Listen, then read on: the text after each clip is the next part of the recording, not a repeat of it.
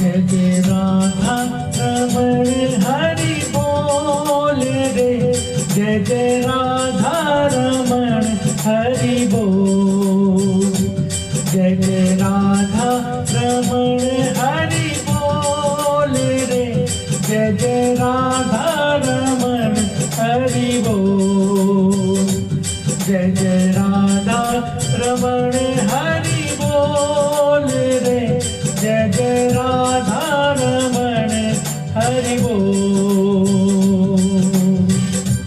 अब हम सभी भक्तजनों के साथ हम भी श्री कृष्ण भाव नंदिनी जी से ये निवेदन करते हैं कि आज की श्रीमद् भागवत कथा का शुभारंभ हो। उनके मुखारविंद से जय श्री राधे कृष्ण। ओम श्री राधा गोविंदाय नमः। आइए आज हम सब एक भक्त की कथा सुनते हैं। एक गांव में भोलू नाम का व्यक्ति रहता था। कोई काम नहीं करता था, बस एक काम करता था, जहां खाए वहीं लुढ़क जाए। बहुत खाता था। उसके घर वाले भी उससे बहुत परेशान थे। कोई काम करता नहीं है, बस दिन भर बैठ के खाता रहता है, खाता रहता है। बहुत खाता था। एक दिन भोलू को निमंत्रण आया। भोलू अपने पूरे परिवार के साथ उस निमंत्रण में जाता है। 20-25 पुड़िया खा लेता है। तो एक व्यक्ति कहता है, बीच बीच में पानी तो पी लिया करो, बीच बीच में पानी तो पी लिया करो। तो भोलू कहे, बीज तो आए। अभी उसका बीज नहीं आया। अभी 20-25 पुड़िया खाने के बाद बीज नहीं आया। बीज आने तो दो, फिर पानी पिएंगे। अब खाता जाए और कहे, दाने दाने पे लिखा खाने वाले का नाम, दाने दाने पे लिखा खाने वाले का नाम। तो एक व्यक्ति कहता है, तू यह मत कहे कि दाने दाने पे लिखा खाने वाले का नाम, तू यह मत कहे कि दाने दाने पे लिखा खाने वाले का नाम, तू तो यह कहे कि बोरे बोरे पे लिखा खाने वाले का नाम। बोरे भरकर खाता था। कम से कम एक टाइम का उसका भोजन 2 सेर आटा हो जाता था।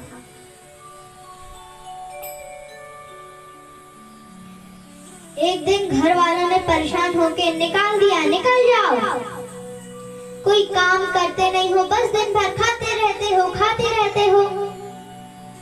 निकल गया बेचारा। पर आश्चर्य, वो शाम को फिर लौट आया। बोलता है, शायद मुझे निकाल के पछता रहे हो आप लोग। आ गया हूं मैं सोच के, पछता रहे हो लेकिन जता नहीं रहे हो। परिवार वाले बोलते, यहाँ कोई नहीं पछता रहा, तुम तो जाओ। चला गया बेचारा। अब उसको बीच रास्ते में एक बूढ़ा व्यक्ति मिलता है।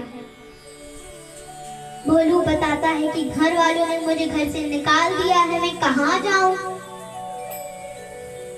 तो वो बूढ़ा व्यक्ति कहता है, तुम अयोध्या जी चले जाओ, वहां तुम्हें कोई ना कोई तो मिल ही जाएगा। भोलू अयोध्या जी जाता है और वहां जाकर वो एक मंदिर देखता है। उस मंदिर में गुरुजी बैठे थे।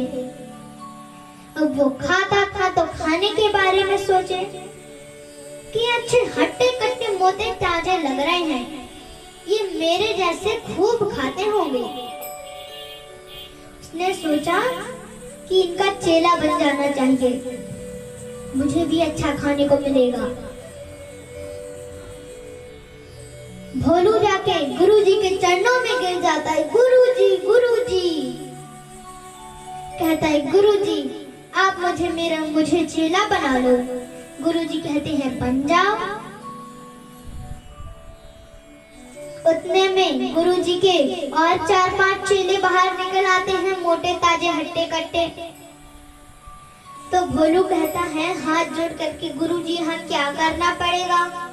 तो गुरुजी कहते हैं कुछ नहीं, बस आरती के समय घंटा बजाना पड़ेगा और बाकी समय राम राम जपो, और 2 टाइम पंगत होती है तो खूब खाओ।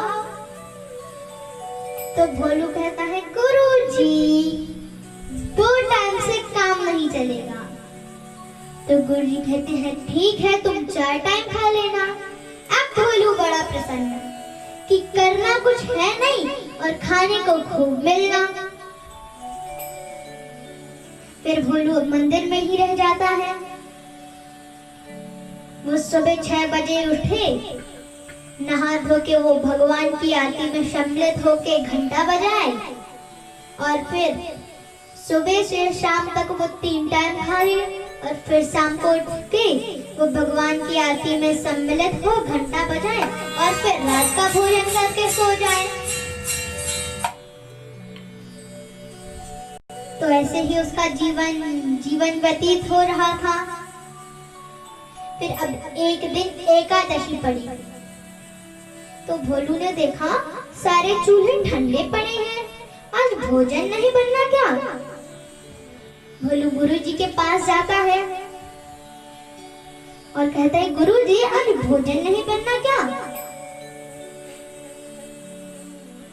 तो गुरुजी कहते हैं हाँ, हम तुम्हें एक बात बताना भूल गए कि आज एकादशी है। तो भोलू कहता है एकादशी मतलब? तो गुरुजी कहते हैं एकादशी मतलब ना कुछ बनेगा ना कुछ मिलेगा। तो भोलू कहता है गुरुजी हमें भी नहीं मिलेगा, हमें भी नहीं मिलेगा। तो गुरुजी कहते हैं हाँ, तुम्हें भी नहीं मिलेगा। आज सबका व्रत है तो तुम्हारा भी व्रत है, सबको भोजन नहीं मिलेगा तो तुम्हें भी नहीं मिलेगा। हमारे लिए तो सब बराबर है, और अगर किसी को मिलेगा भी तो वो द्वादशी को मिलेगा। तो भोलू हाथ जोड़कर कहने लगा गुरुजी, अगर आज हमने एकादशी का व्रत रखा, मतलब हमने उपवास रखा, तो हम तो द्वादशी देख ही नहीं पाएंगे, पहले ही बिना खाए मर जाएंगे। तो गुरुजी कहते हैं तुम बना लोगे? तो भोलू कहता है हाँ गुरुजी, मरता क्या नहीं करता, हम सब बना लेंगे। तो गुरुजी कहते हैं ठीक है, तुम भंडारे में से 2 शेर आटा ले, 3 शेर आटा ले लो, और उसके हिसाब से सामग्री और नदी के किनारे जाके बना लो।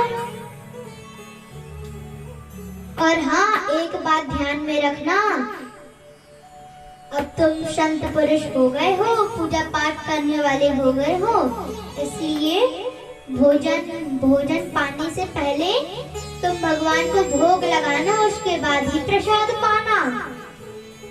तो भोलू कहता है हाँ गुरुजी, अब बहुत जोरों की भूख लगी है, अब जल्दी जल्दी 3 शेर आटा ले, उसके हिसाब से सारी सामग्री, ये पोटली बांधी और ये कंधे में टांग के अब वो नदी के किनारे चला।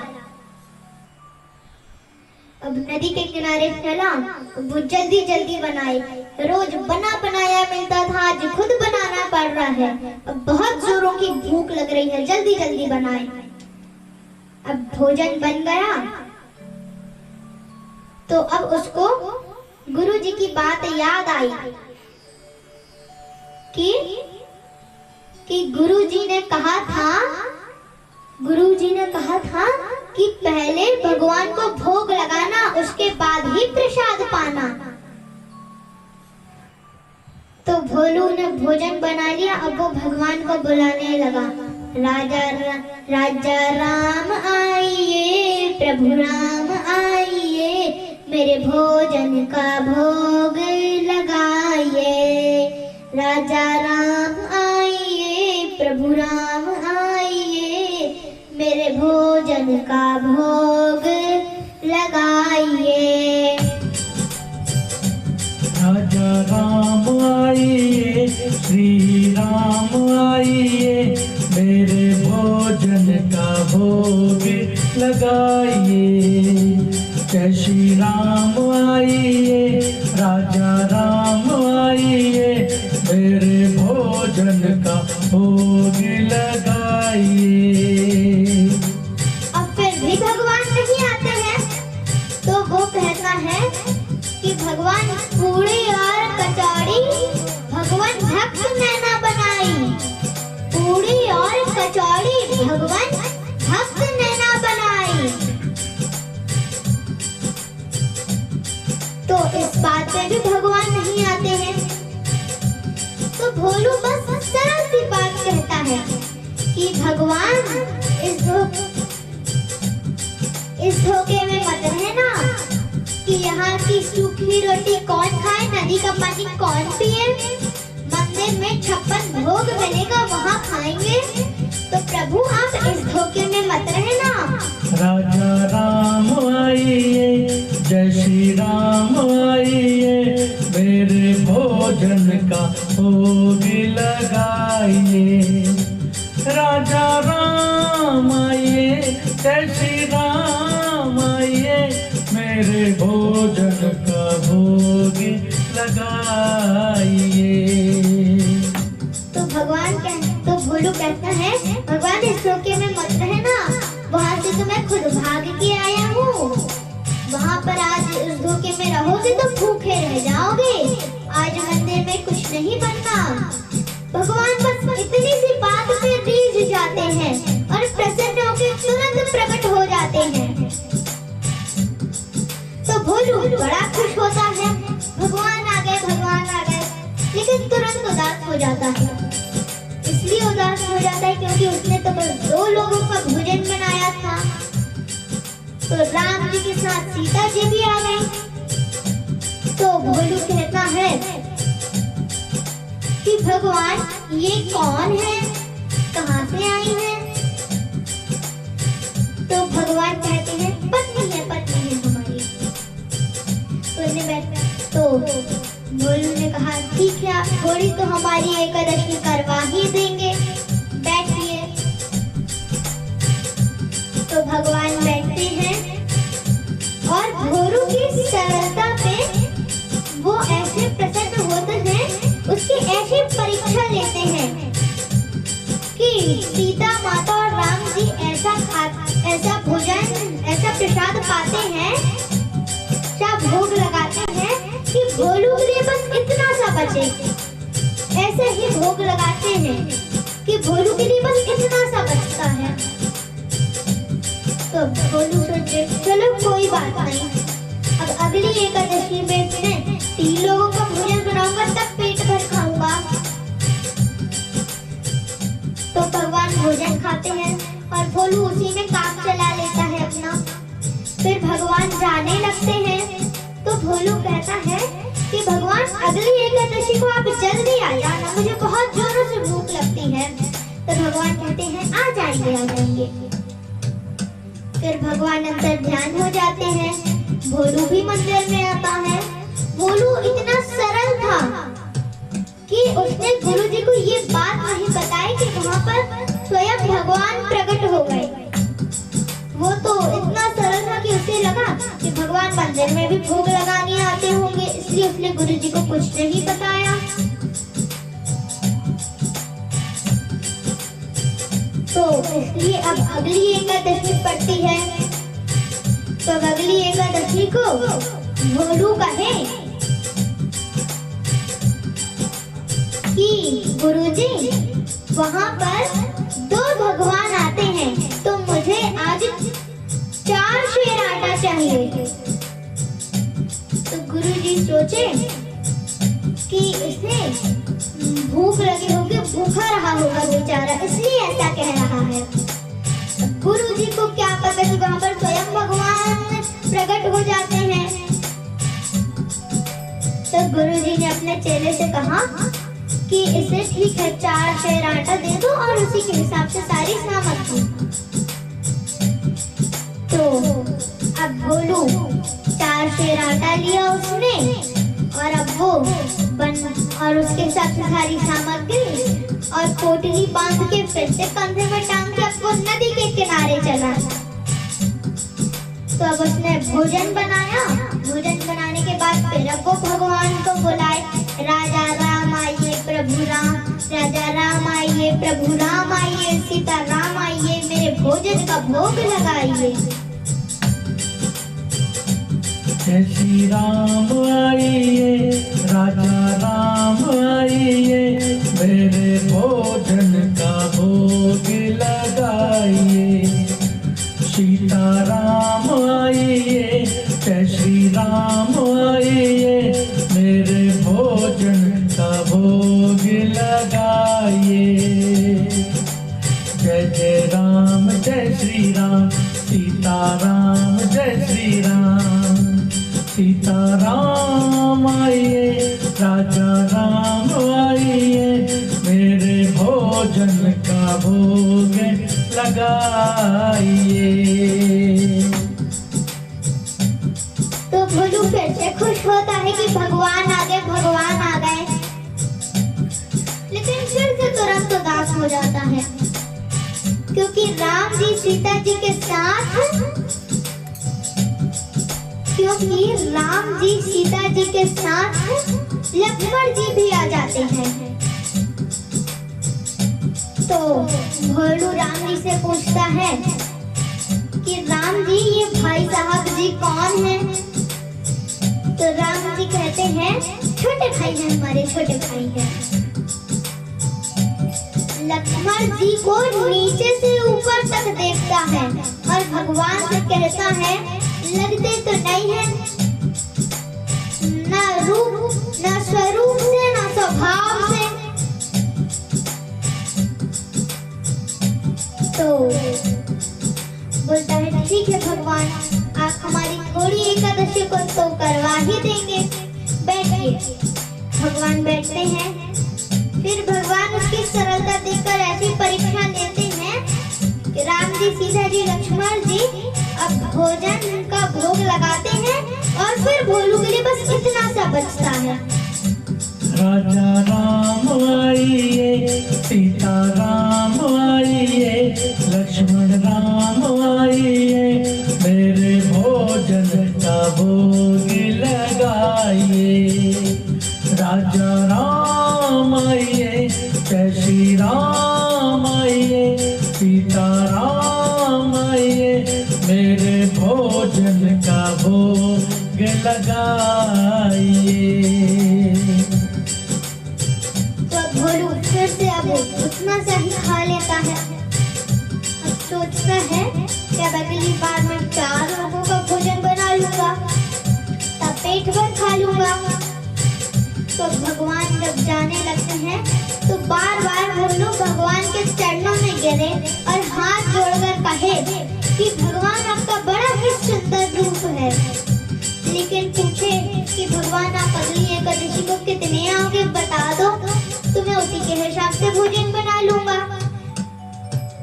तो अब भगवान उसकी सरलता देखकर मुस्कुराते हैं। सोचते हैं अभी कैसा भक्त है सरल वाला, क्या पूछ रहा है कितने भगवान आएंगे, हम किसी को दर्शन नहीं देते, इसको दे रहे हैं, तो पूछ रहे कितने भगवान आएंगे। तो भगवान कहते हैं आ जाएंगे आ जाएंगे, ये नहीं बताए कि कितने आएंगे, बोले बस आ जाएंगे आ जाएंगे। इतना कहकर भगवान जाते हैं, अंतर ध्यान हो जाते हैं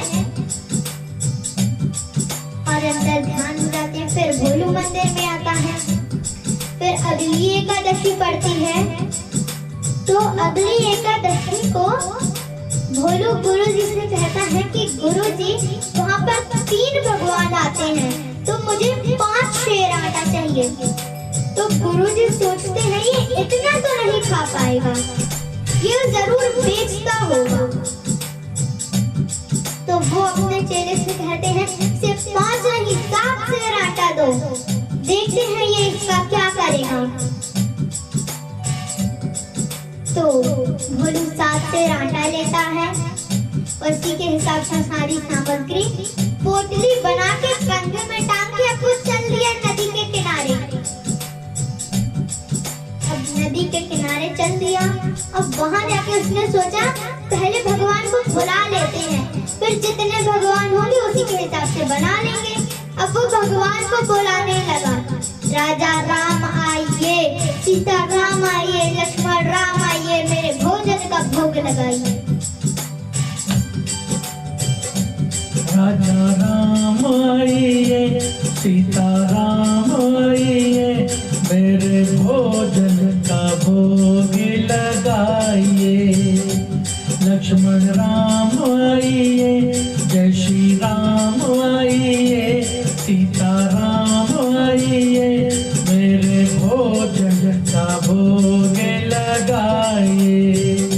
प्रभु जी मेरे भोजन का भोग लगाइए। तो राम जी, सीता जी, लक्ष्मण जी के साथ पूरा राम दरबार प्रकट हो जाता है। सियावर रामचंद्र की जय, पवन सुत हनुमान की जय, लखन लाल की जय। तो जो भोलू ने देखा सो कहे जय हो। एक भगवान को बुलाया तो दो आए, दो भगवान को बुलाया तो तीन आए, और आप सब देखना। तो भोलू कहता है, भगवान हमने सेठ जी के खाने का ठेका लिया है, आपके पूरे खानदान का। तो कहता है, प्रभु हमारी भी बात सुन लो, हमने भोजन ही नहीं बनाया। तो राम जी कहते हैं, तुमने क्यों नहीं बनाया? तो भोलू कहता है, जब हमें मिलना ही नहीं है, जब आपको हमारी एकादशी करवानी ही है, तो भोजन बनाने से क्या फायदा? तो आप बनाओ, खाओ और हमें भी खिलाओ। तो भगवान कहते हैं, जैसी भक्त की इच्छा। अब भोलू एक वृक्ष के नीचे बैठ जाता है, और अब भोजन कौन बनाने लगा? राम जी सब्जी अमनिया करने लगे, भरत जी रोटी बेलने लगे, सीता माता चूल्हा जलाने लगी, और हनुमान जी झाड़ू लगाने लगे, शत्रुघ्न जी लकड़ियां काटने वन में गए। ऐसे ही भगवान भोजन बना रहे हैं। भाव का भूखा हूँ मैं, और भाव ही बस सार है। भाव का भूखा हूँ मैं, और भाव ही बस सार है। भाव से मुझको भजे जो, उसका बेड़ा पार है। भगवान अपने भक्त से बस यही कहते हैं, भाव का भूखा हूँ मैं, और भाव ही बस सार है। भाव का भूखा हूँ मैं, और भाव ही बस सार है। अन्न धन और वस्त्र भूषण कुछ न मुझको चाहिए। अन्न धन और वस्त्र भूषण कुछ न मुझको चाहिए। भगवान कहते हैं, उनको वस्त्र भूषण कुछ नहीं चाहिए, बस वो भाव के भूखे हैं। उनको बस भाव चाहिए, भगवान की भक्ति चाहिए, प्रेम चाहिए। ओ प्रेम से तू जो भी दे दे, वो मुझे स्वीकार है। भगवान को जो प्रेम से दे दो, वो भगवान को स्वीकार है। ओ राजा राम आइए, जय श्री राम आइए, मेरे भोजन का भोग लगाइए। फिर अब पीछे से गुरु जी देखे कि अब ये भोलू किससे बात कर रहा है। तो गुरु जी चिल्लाते हैं, बच्चा क्या हो रहा है? तो भोलू कहता है, गुरु जी आप अच्छे समय पे आ गए, देखिए कितने भगवान भोजन करने आते हैं। जी को अब कोई ना दिखे, उनको तो बस सामान रखा दिखे और भोलू दिखे। तो गुरु जी कहे इधर तो कोई भी नहीं है। तो अब भोलू रोने लगा और कहे कि भगवान, एक तो आपने हमारी एकादशी करवाई, ऊपर से आप इन्हें नहीं दिख रहे हैं, आप इन्हें भी देखिए, ये तो मुझसे भी ज्ञानी है, मैं तो कुछ भी नहीं जानता, ये तो सब जानते हैं, इनमें तो सारे गुण हैं, मेरे में तो एक भी गुण नहीं है। तो राम जी कहते हैं उनमें सारे गुण तो हैं, लेकिन जितने सरल तुम हो उतने सरल वो नहीं है, भगवान को बस सरलता पसंद है। तो अब भोलू गुरु जी से कहे कि गुरु जी, भगवान कह रहे हैं कि जितना सरल मैं हूँ उतने सरल आप नहीं हो। तो गुरु जी की आंखों से टप टप आंसू बहने लगे। और गुरु जी कहने लगे जिस चीज से भगवान मिलते थे वो चीज सीखी, लेकिन सच में सरलता से भगवान मिलते थे बस वो ही नहीं सीखी। तो भगवान तो अपने किसी भक्त का दर्द देख नहीं सकते, इसलिए राम जी ने उनको भी दर्शन दिए। तो उनका इतना चतुर्भुजी रूप देखकर गुरु जी ने ऐसे हाथ जोड़ लिए। श्री रामचंद्र आशित पारिजात है, समस्त कल्याण गुणाभिरामः, सीता मुखाम्बरोचन चरीकः, निरन्तरामं मंगल मातनोत। भाव का भूखा हूँ मैं और भाव ही बस तार है। तो अब गुरु जी ने हाथ जोड़ लिए और भगवान को दंडवत प्रणाम किया।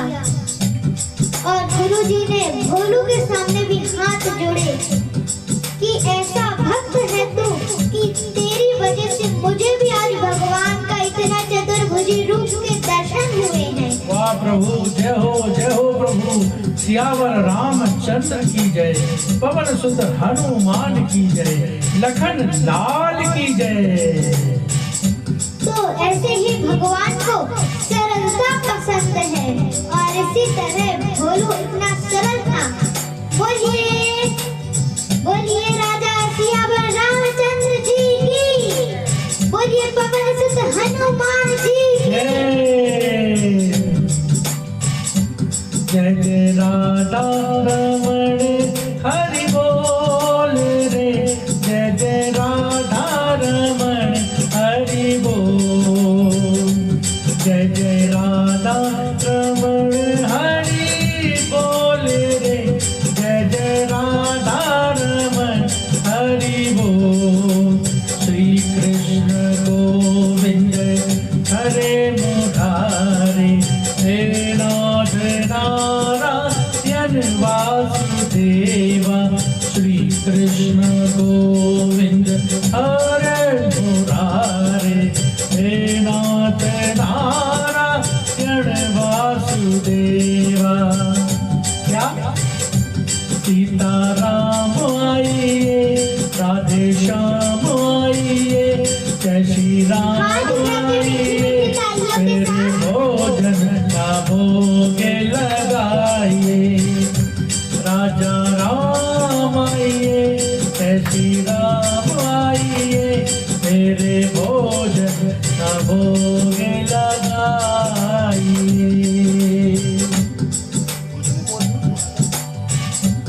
और लीजिए सियावर रामचंद्र की जय, पवन सुत हनुमान की जय।